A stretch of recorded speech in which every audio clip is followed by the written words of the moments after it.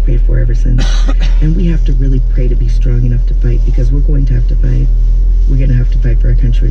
We're going to have to fight for our planet. You know, we're going to have to fight for our children's future. We have to have the courage and the strength and the force of will and the belief and the optimism, frankly, to fight for the future. Keep going, you know, don't stop. Keep going. We're not there yet. Keep going. Kasi Lemmons, co-writer and director of Harriet, thank you so much for coming into the studio. We really appreciate it. It's been a pleasure. Thank you for having me.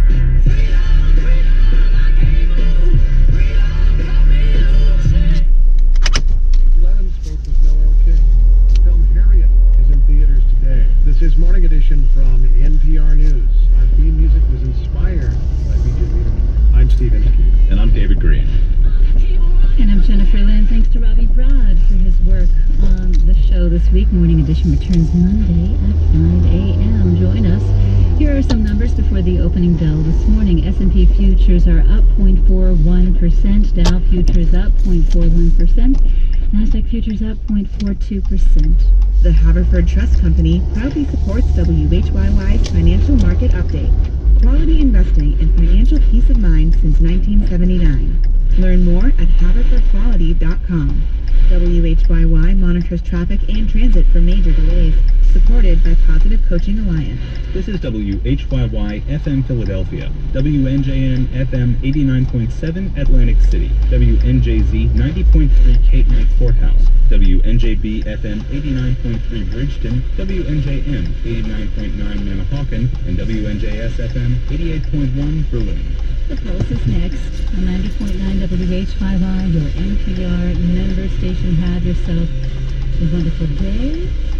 We'll see you Monday in the Morning Edition. A wind advisory for us today. Sunshine, a high of 52 in Great Western. It's 9 o'clock. From WHYY in Philadelphia, this is The Pulse. I'm Megan Scott. Last weekend, I spent time with some of my oldest friends. We stayed out late, really late. I left the bar at about 3 a.m., caught a cab, and then I was in bed by 2:30. How did I do that? Well, it's because I was in Germany, and they ended daylight saving time that night. So at 3 a.m., the clock jumped back to 2. And we're doing the same thing here in most of the West. Time is in many ways a human construct, a world we have created. On today's episode, we take a look at how we measure time and how we experience it. The moments that seem to stretch endlessly, the hours that fly by. Also, we meet a guy who's creating a whole new way to measure our time. First, the news. Live from NPR News in Washington, I'm Corva Coleman. The U.S. economy gained 128,000 jobs last month, and the unemployment rate ticked up a bit to 3.6%. As NPR's Chris Arnold reports, that's the latest word just out from the Labor Department. The job gains were much better than expected. The jobs report this month was dealing with a major curveball. General Motors' longest strike since 1970 pushed down the manufacturing job numbers. And in the report, manufacturing lost 36,000 jobs. Though exactly how much is due to the strike is hard to say. Clearly, overall job growth in the economy has been slowing down this year over last, but this report was a surprise to the upside. The prior 2 months were revised up by a combined 95,000 jobs. So that has some economists rethinking, but the labor market is healthier than they thought. As for wages, average hourly earnings rose 3% from a year ago. Chris Arnold, NPR News. There's another brush fire in Southern California that has triggered evacuations. From member station KCLU, Lance Orozco reports Ventura County, northwest of Los Angeles, has its second notable fire in less than a week. Tens of thousands of evacuees from a 1,700-acre brush fire in Simi Valley barely had the chance to return to their homes when a new fire started about 20 miles away. What's being called the Maria Fire erupted Thursday night on a mountaintop filled with communications towers. Unless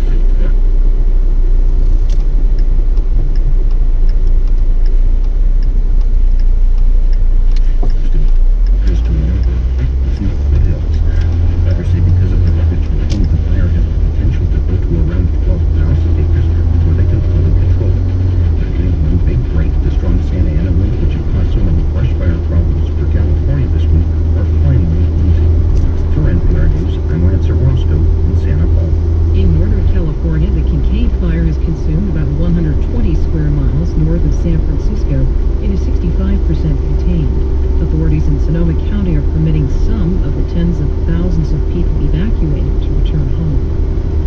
Most students are going back to school today after an 11-day teacher strike. The new contract makes many commitments beyond salary. From member station WBEZ, Sarah Karp has more. Some 300,000 Chicago school students go back to classes today after being out for 11 days due to a teacher strike. One key demand of teachers was to get a nurse and social worker in every school every day. In the deal, the school district has agreed, but officials say because of shortages, it'll take them the next 5 years to accomplish it. Sarah Karp reporting. Daylight saving time ends this weekend. Turn your clocks back 1 hour at 2 a.m. local time. You can remember the old phrase, spring forward, fall back. You're listening to NPR News. Good morning, it's 9:04. I'm Jennifer Lynn, WHYY News. William Hughes, a longtime congressman and ambassador who represented South Jersey's 2nd District, has died at the age of 87. The Democrats' family says he passed away Wednesday in Ocean City. A cause of death wasn't disclosed. Hughes was elected to Congress in 1974 and retired in 1995. Pennsylvania Governor Wolf has signed key election reforms into law to give voters another 15 days to register and also allow them to mail in their ballots without a reason, as required right now. For WHYY, Emily Previty reports. Senator Lisa Biscola sponsored the measure. Many of her fellow Democrats objected to its elimination of straight-ticket voting and onset during a presidential election year when voters and election officials are adjusting to new equipment. But Biscola, who represents Lehigh and Northampton counties, says the changes are meant to make voting more convenient. We're talking about people that have lives, that actually, are working and have kids and they're going to school and they're involved in civic groups. The legislation doesn't provide any money for counties to implement the changes, but it does contain a $90 million bond to reimburse them for new voting systems required in a lawsuit settlement. The Pennsylvania Economic Development Financing Authority Board still has to approve the borrowing. It's expected to vote on it in mid-November. The law also allocates $4 million to increase participation in the census next year. Emily Previty, PA Post. Today is Philly Vegan Day. It celebrates the city's meatless, animal product-free food scene. The day caps off with the Philly Vegan Awards for outstanding vegan achievements at the Friends Center in Center City. Sports, the Flyers visit the Devils tonight. The forecast very windy for us on our first day of November. Lots of sunshine to go along with that. We'll have a high around 52, winds going up to about 20 miles an hour. Clear skies tonight, a low around 35, and sunshine tomorrow with a high of 54. It's 9:06. This is WHYY. Support for NPR comes from NPR stations. Other contributors include Neon with Parasite, a dark comedy thriller about two very different families whose fates cross in a tale of class, greed, and deception. Now playing in select cities. Parasite-movie for more theater info. Major funding for The Pulse is provided by a leadership gift from the Sutherland family. The Sutherlands support WHYY and its commitment to the production of programs that improve our quality of life.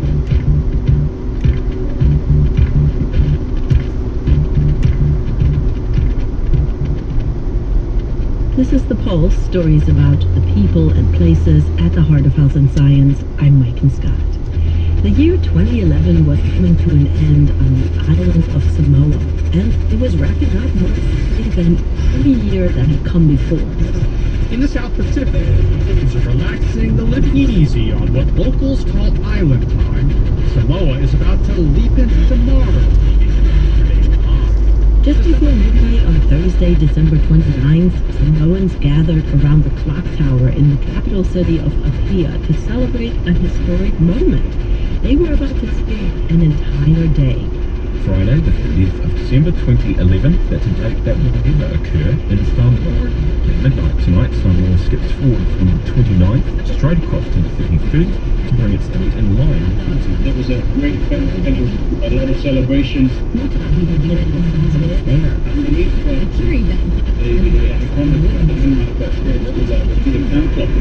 The most epic school idea.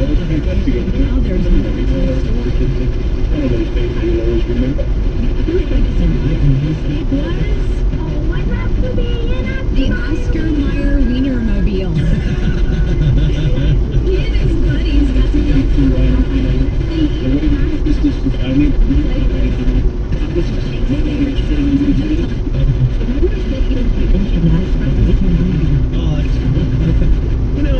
those moments in life where your kid wears the hot dog costume to school, and the Wienermobile shows up, you really need to. Those countries were free more than 20 hours ahead of time.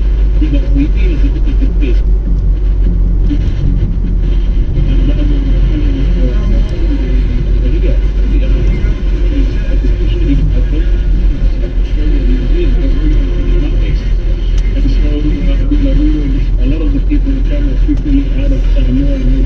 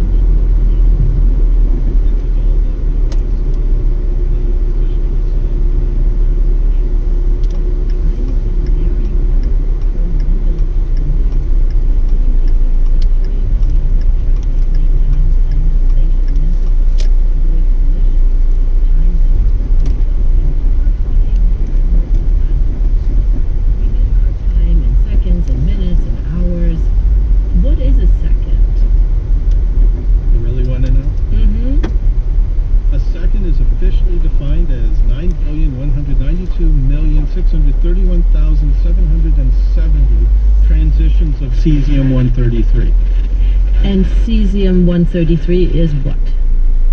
It's a element, and what's special about alkali metals, which cesium is one of those, is that it has a free electron in its outer shell, which means it transitions back and forth between a positive and a negative charge at a very stable rate.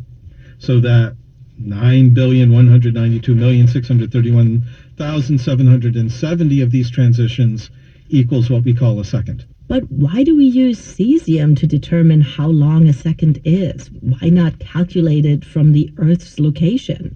Kevin says that goes back to the 1930s.